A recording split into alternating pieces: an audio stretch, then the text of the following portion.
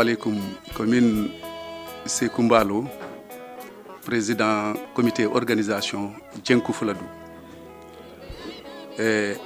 Hande eden ngari ɗo yewtidde e musidangal parce que Djenkou ɓooyi wadde hiroji mi sikku ko ɗo waɗi hiroji jeegom kono noon ngoɗo hiro ko hiro ngo gandanɗa ko ngo tigi woni hiro mawno par ce que enen gandi ɗi wonno musidɓe men gonnoɗo hakkude meɗen musidgel meɗen miragel meɗen guiɗel Fouladou wiyeteno Maayo Diawo Allah waɗi hiro ngo ko yawti ko balɗe ɗiɗi muɗum jomirawo joom bawɗe mbaɗo ko faala ko eno faaldani jeytu ɗum donc ngoɗo hiro ko hiro hommage spécial à Maayo Diawo ɗum noon miɗen tori Fouladou miɗen tori aduna o ɓe ndaara hoko Maayo Diawo wari en hollude.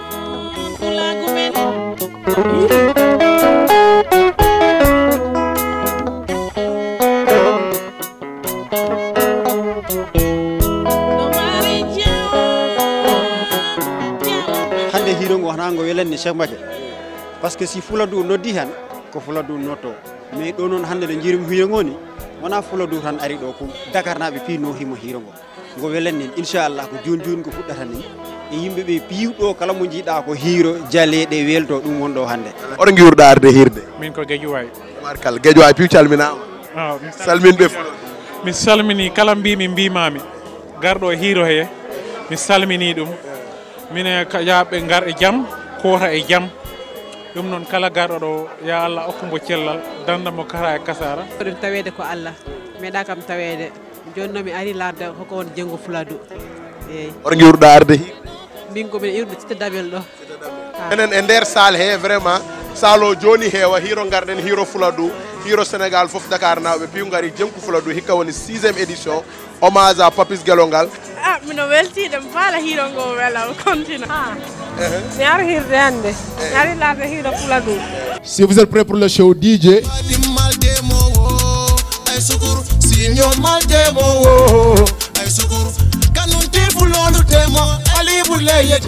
Est-ce que ça va?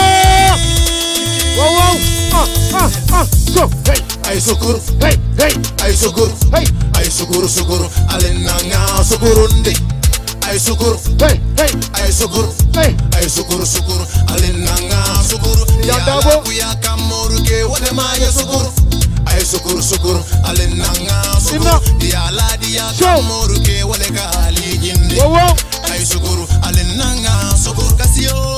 Seytaane jam tan sali kasi seytaane jam tan sali waɗi kelle welni weli urde ko pillare o e ñami ko tuuri dogi tampi jayli yaari jam dogi tampi jayli yaari jam roñeyte dogane coccorgal woni ko towni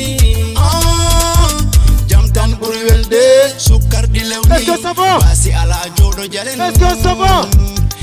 Nila. Sukar di lewni basi ala jodo pijen jalen. Hey.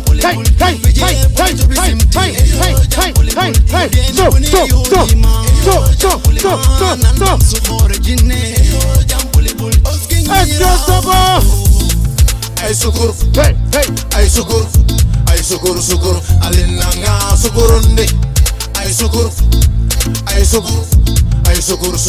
alenanga sukur ya lagu ya kamoru ke wale maya sukur ay sukur alenanga sukur ya ladi ya kamoru ke wale kali jinde ay sukur alenanga sukur ngani ya cinema wale fusi ya tangi nyada cinema ti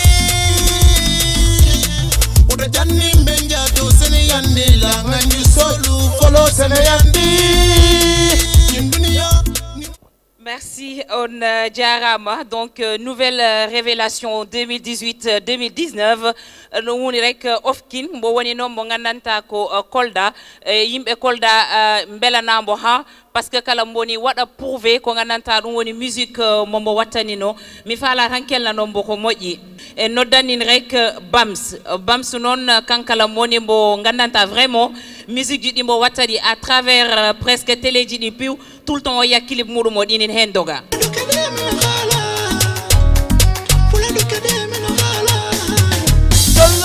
koyra yero kande alla yuru moya fobe yamba koyra yero kande ule moje jabobe yamba koyra yero kande yembe maube mbalima yamba koyra yero kande yuro rendedo yamba koyra yero kande alla yuru moya fobe yamba koyra yero kande ule moje jabobe yamba koyra yero kande yembe maube mbalima yamba koyra yero kande yuro rendedo wajibina rojalambere alaji demba koyra en 1922 obindo ya sakoyra ebri balde nasare jalo galede gambia mo woni député dubi noga e joyi mo lami makolda dubi tapantari alaji demba koyra alla jerimo le 22 novembre 1993 demba koyra diwali jalambere men churori jambarebe serembe duima churori jambarebe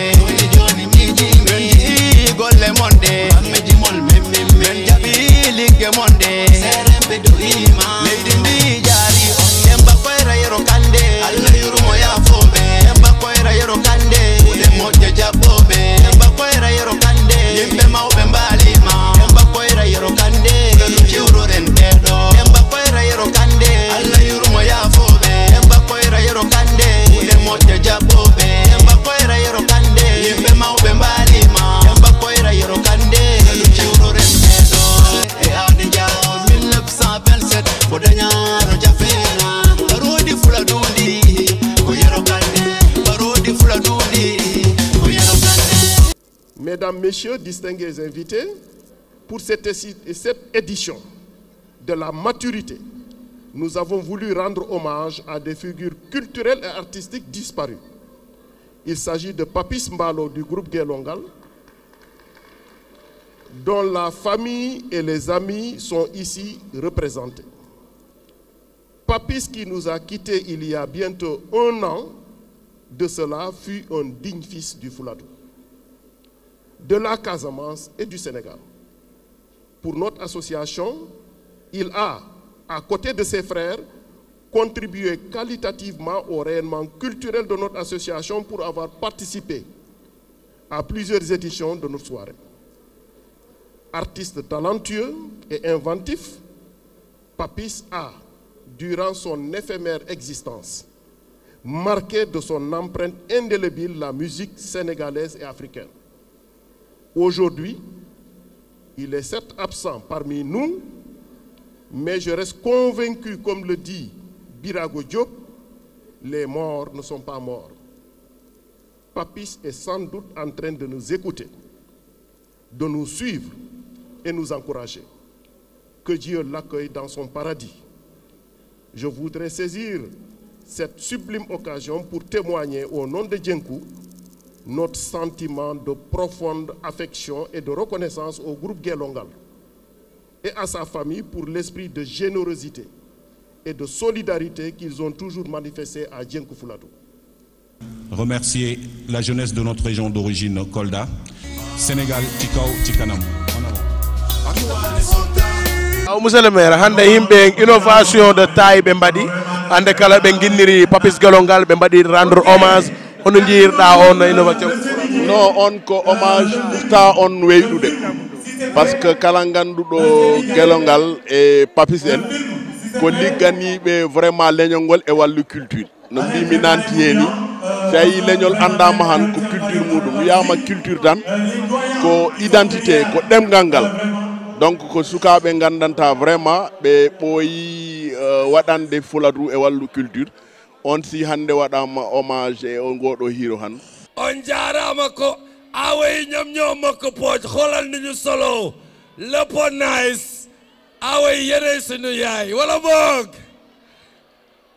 jigéen de makko pooj rayal sa jëkkër talal ko cuuraay jigéen de bari salañ kenn du ko nangu lu mu namu toga déguma dara de man woo Fouladou ha dundi ka du babu de tàccu leen ma gis ñokano njelle ñokano kasankulu njelle ñokano limbenta wula njelle ñokano semini ñonda monka sir sir wai famule kita namana la lo mambulo mutabimbe sauna sagi santo fangsulu dalle ko dura abundan sagi santo abundan dundinga du babuti sagi santo abundan kunni ko ban babuti sagi santo sagi santo sagi baba sagi santo sagi baba sagi santo lo diga magis sagi santo nyokano dalle nyokano sagi santo am saluba diko foye kenan ko kebes diko yabu sagi santo sagi baba sagi santo duro kenan dina babulu duro kenan dina babulu duro kenan dina babulu duro kenan dina babulu santo duro kenan dina babulu santo duro kenan dina babulu santo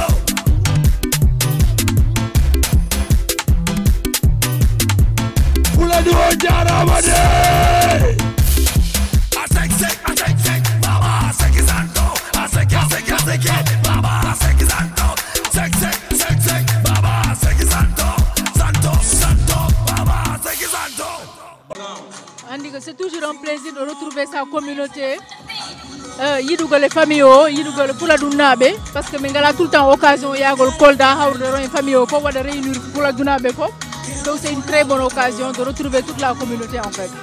On a une première famille, même si chaque année, c'était Dakar, mais parce que tout simplement, l'occasion de c'est des retrouvailles. Depuis des mois, voilà, depuis des années, donc c'est une occasion pour permettre à tout le monde de se retrouver, pour aussi se ressourcer, parce que Hiro Fuladu, c'est aller à la découverte de la culture du Fuladu. Hey, hey. Sega, hey. Miari malade sega. Umojere malade sega. Ora, apewe aya sega. Hey, hey. Sega walambang tu berne digi. Sega velamin berne digi digi. Minnon digi. Ayo digi. Yayan mala mala. Ullo dimo. Mosan mala mala. Ullo dimo. Weidan mala mala. Ullo dimo. Ullo bodiri bin. Besoda gida.